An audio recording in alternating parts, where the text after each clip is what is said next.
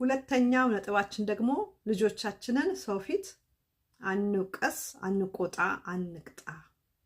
እንግዲህ ልጆችን ስነ ስርዓት ማስያዝ አለብን፣ ማስተማር አለብን። ያ ግን መሆን ያለበት እኛና ልጆቹ መሃል ነው። ምክንያቱም እኛ የምንፈልገው ልጆቻችን አላስፈላጊ የሆነውን ባህሪ ትተው መልካም መንገድ እንዲይዙልን ነው። ያንን ደግሞ የምናደርገው መቼ ነው? ተረጋግተን እኛና እነሱ ስንነጋገር ነው። ሌላ ሰው ፊት ለፊት ግን ስንናገራቸው ልጆቻችን የሚቀበሉት የምንናገረው ሳይሆን በዛ ሰዓት ላይ ውስጣቸው የሚሰማቸውን ስሜት ነው።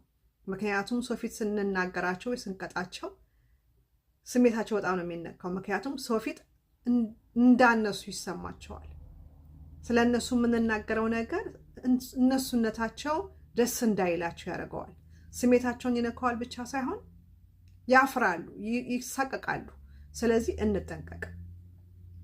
ልጆቻችንን መምከር ከፈለግን በራሳችን ጠርተናቸው አስቀምጠናቸው ይሄ ያደረግከው ልክ አይደለም፣ ይሄ ያደረግሽው ልክ አይደለም፣ ምክንያቱም ይሄ ነገር ስለሆነ ካሁን በኋላ እንደዚህ የምታደርግ ከሆነ የሚያስከትለው መዘዝ አለ። ወይም ደግሞ ተነግሮሻል፣ ይህንን ነገር ብዙ ጊዜ አስረድቻችኋለሁ፣ እናንተ ግን አልሰማችሁኝም። ያንን ነገር ደጋግማችሁ እየሰራችሁ ነው። ስለዚህ በዛ መሰረት ይከተላል ያልኩት ነገር አሁን ይመጣል። ያንን ነው ልጆች የሚፈልጉት። ልጆች ወጥነት ባለው መንገድ እኛና እነሱ ብቻ የምንነጋገርበት ነገር ነው መሆን ያለበት። እንደዛ ነው ስነስርዓት ስናስተምር ልጆቻችን ልብ ውስጥም የሚገባው። የምንናገረውን ነገር እነሱ ማድመጥ የሚችሉት እኛ እዛ ላይ ሆነን ነው። ርህራሄ አለ፣ ቀርባይነት አለ። ከዛ ደግሞ ለተሰጣቸው መመሪያ መከተል ፈቃደኛ ካሉን ደግሞ የሚያስከትለውን ደግሞ መዘዝ እናስከትላለን ማለት ነው።